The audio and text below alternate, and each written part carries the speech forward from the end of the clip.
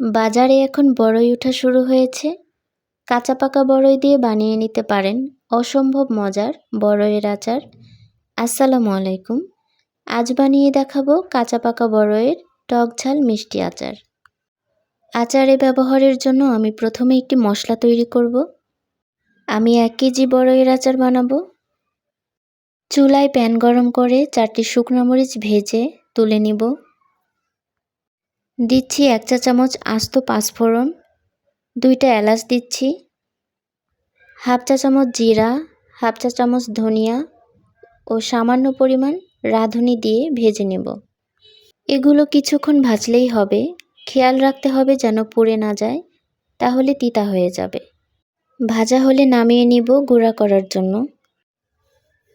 এখানে 1 কেজি কাঁচা পাকা বড়ই বোটা ছাড়িয়ে ধুয়ে নিয়েছি।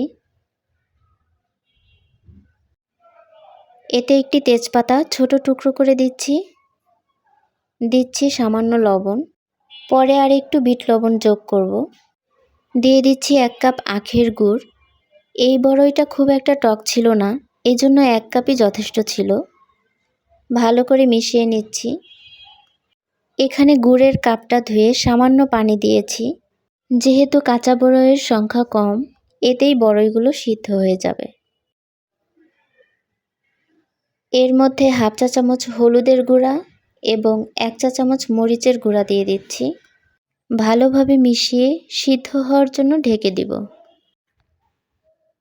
ঢাকনা সরিয়ে মাঝে মাঝে নেড়ে দিব। দেখুন দর্শক, বড়ইগুলো সিদ্ধ হতে শুরু করেছে। প্রথম দিকে চুলার তাপমাত্রা মিডিয়াম হিটে রাখতে হবে। তারপর পানিটা যখন অনেকটা কমে যাবে, তখন চুলার তাপমাত্রা লো হিটে রাখতে হবে এবং আচারটি না শুকানো পর্যন্ত লো হিটেই জাল দিতে হবে। তা না হলে আচার নিচে থেকে পুড়ে যাবে এবং এই আচারটি বানানোর সময় অনবরত নাড়তে হবে। চুলায় দেওয়ার প্রায় 7 মিনিট পর আচারের এই অবস্থা। বড়ইগুলো সব সিদ্ধ হয়ে গিয়েছে। আমি চামচ দিয়ে এগুলোকে ভেঙে দিচ্ছি। এদিকে ভেজে রাখা শুকনা মরিচগুলো আমি এভাবে হাত দিয়ে গুঁড়া করে নিয়েছি। কিছুটা আস্ত আস্ত আছে। আমি এর মধ্যে ভেজে রাখা মশলাগুলো পাটায় আধা ভাঙা করে মিশিয়ে নেব। আধা ভাঙা থাকলে আচারটি খেতে ভালো লাগে। চুলায় উঠানোর 20 মিনিট পর আচার এই অবস্থায় এসেছে।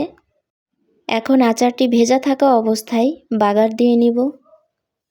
তারপর আচার থেকে বাদবাকি পানিটাও শুকিয়ে নেব। চুলায় একটি ফ্রাই প্যান গরম করে দিয়ে দিচ্ছি 1/4 কাপ সরিষার তেল। তেল গরম হলে এর মধ্যে দিয়ে দিচ্ছি 1 চা চামচ আস্ত পাঁচফোড়ন, দিয়ে নাড়তে থাকব। এর মধ্যে আমি 1 চা চামচ রসুন বাটা দিয়ে ভাজতে থাকব। রসুন বাটা দেওয়ার সময় ক্যামেরাটা অফ হয়ে গিয়েছিল, এজন্য আন্তরিকভাবে দুঃখিত। রসুনটা ভালোভাবে ভাজা হয়ে যখন কাঁচা গন্ধটা চলে যাবে, তখন এর মধ্যে 2টি শুকনা মরিচ এভাবে ভেঙে দিয়ে দিচ্ছি। তারপর ভালোভাবে নেড়েচেড়ে মিশিয়ে নিব এবং আচারটি দিয়ে দিব। এই আচারটি বানানোর শেষ পর্যায়ের কাজটি অবশ্যই ননস্টিকের প্যানে করতে হবে, যাতে আচারটি শুকানোর সময় নিচে লেগে না যায়। আমি চামচ দিয়ে ভালোভাবে মিশিয়ে নিচ্ছি। এই অবস্থাতেই আমি হাফ চা চামচ বিট লবণ দিচ্ছি। ভালো করে মিশিয়ে নিব এবং অনবরত নাড়তে থাকব। আমি বড়ইগুলো চামচ দিয়ে একটু থেতো করে দিচ্ছি, যাতে ভালোভাবে মিশে যায়। ধীরে ধীরে আচারটি কড়াই থেকে উঠতে শুরু করবে। আমি এখন গুঁড়া করে রাখা মশলাগুলো দিয়ে দিব। আচার কিছুটা ভেজা অবস্থাতেই মশলাটা দিলে ভালো করে মিশবে।